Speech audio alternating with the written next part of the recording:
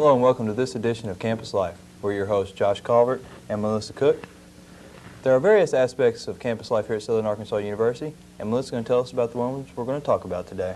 Okay, Josh, today we're going to talk about how to decorate your dorm room, how some of our international students see the United States in this campus, a dance segment, and a cooking segment. Thank you, Melissa. And we'll be back with more Campus Life after these messages. We're here with Jennifer Sally, captain of SAU's new dance line. Jennifer, exactly what is a dance line? Well, let me start by telling you what a dance line is not. A dance line is not a pom-pom line, and it is not a drill team or a cheerleading squad. A dance line is dance put to precision music. We shouldn't be confused with the cheerleaders because the cheerleaders are there to promote spirit. We're there to entertain. When and where will the tryouts be held? They'll be held this weekend. May 16th, we'll teach the girls a dance that they'll try out to. And then May 17th at 3 o'clock, they'll have tryouts. And they'll be held at the gym in the studio room. Who will be judging the tryouts? We have 4 judges right now. 3 of them are from Camden, and 1 of them is from El Dorado. And all of them are experienced in dance in some way. At this time, how many participants do y'all have in the dance line?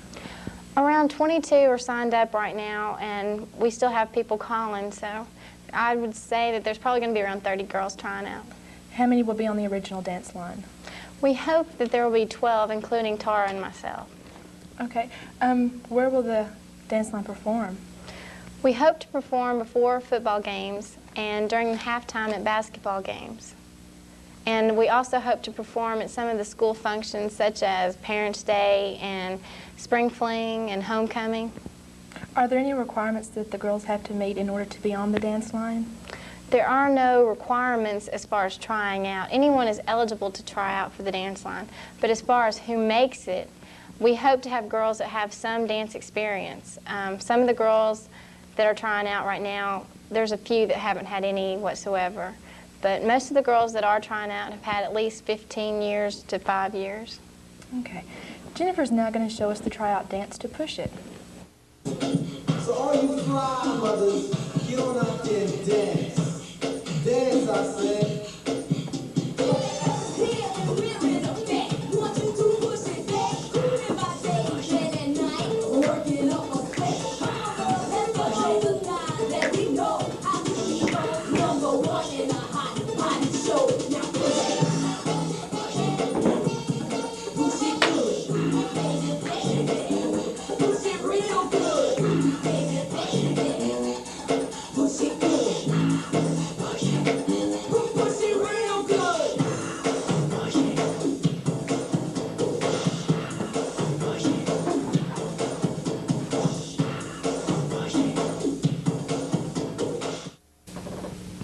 Hello there and welcome to the international section of Campus Live.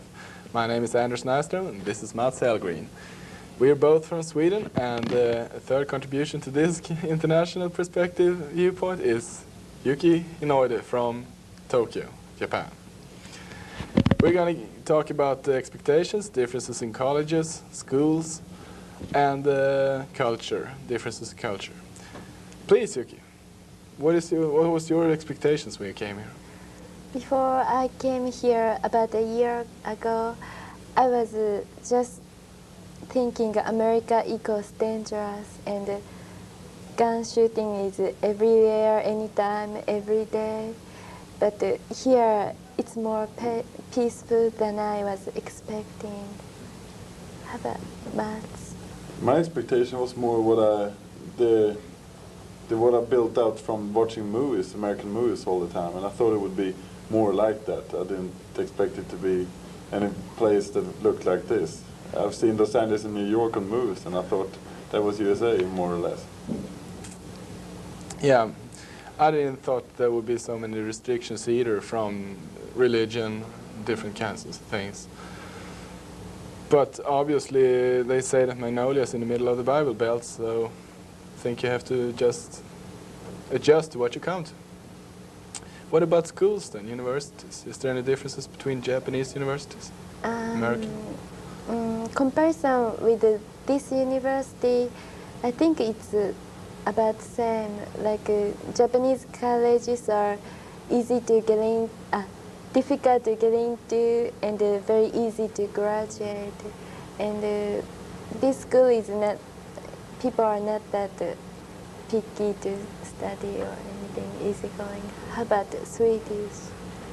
I would like to say the Swedish universities are tougher. We don't have any kind of general education. We don't have any class attendances. You go up and sit on bleachers, classrooms that will take 300-400 persons in there, and you listen to somebody lecture, and you get 2 exams during the entire semester, which is going to determine your grade. You won't have any books. They won't tell you anything about books. It's your responsibility to go to the library and find whatever you need. It makes me feel more grown up in a way. It's more responsibility you have to take as a student. Yeah, definitely. Culture. Have you had any culture shocks? Yes, a lot, especially foods, because we are used to eat like boiled, grilled, raw foods. Here, I feel like too spicy, too oily, too sweet, too much, everything too much.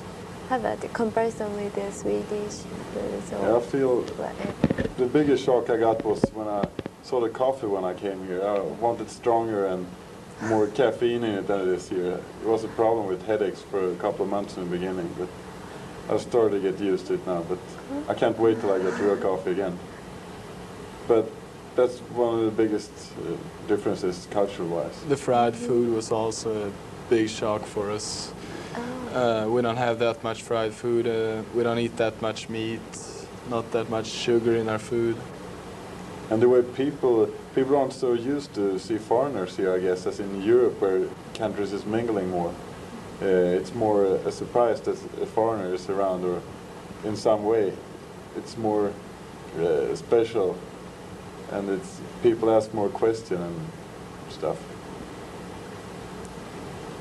Well, I think that was all from the international section in this Campus Live. Hello, and welcome to this edition of Campus Cooking. Today, Amanda Black is going to show us how to cook hot Charlies.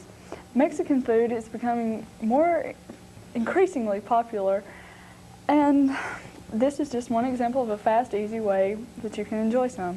Amanda? Well, when I was going to school in Fayetteville, I was on a limited budget and always running here and there. And I discovered this from a friend of mine on how to make it, and it's quick and it's easy, and it's very economical. And what you do, I mean, you can make it right in your dorm room with a microwave or with a miniature toaster. And we're going to go ahead and show you the process involved in making hot Charlies. It's real easy because all it takes are some Tostitos, some cheese, and some refried beans. You can add jalapenos if you like, if you really want a Mexican kick, but we've got the Mexican shredded cheese, so it ought to suffice. Now, if you'd like to help me, Connie, we can just take those Tostitos, put them on the plate. A friend told me that in 1991, that more people bought salsa than they did ketchup. So it's an interesting fact. You know, Mexican food, or Tex-Mex, is really what we're doing here today. It's really taking on across the country, and here in Southwest Arkansas, it seems to be a popular favorite. Okay, and we'll take the refried beans, here if you'd like to do that. And what we'll do is we'll place the bean dip on each individual chip. You can either do it sparingly or liberally. It depends on how much refried beans you want on your chip. Just glop some on here. That's how I like mine. Yeah. And Connie will continue to do that while I go ahead and get the rest of the cheese out.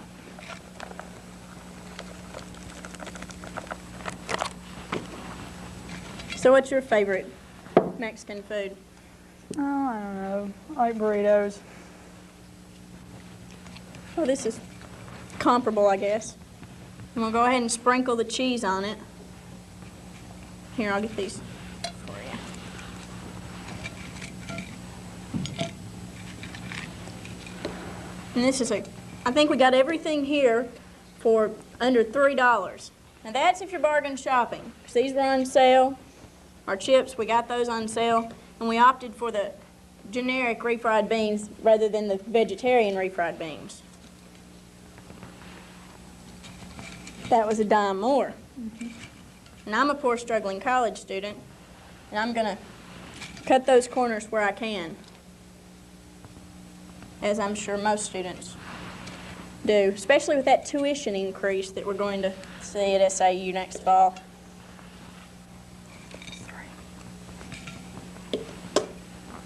So we'll take these, we'll put them in the oven or the microwave for about 2 minutes on broil in your oven, or about just 2 minutes in a conventional cooking oven. We'll broil those, get the cheese melted. But Connie, go ahead and try this now.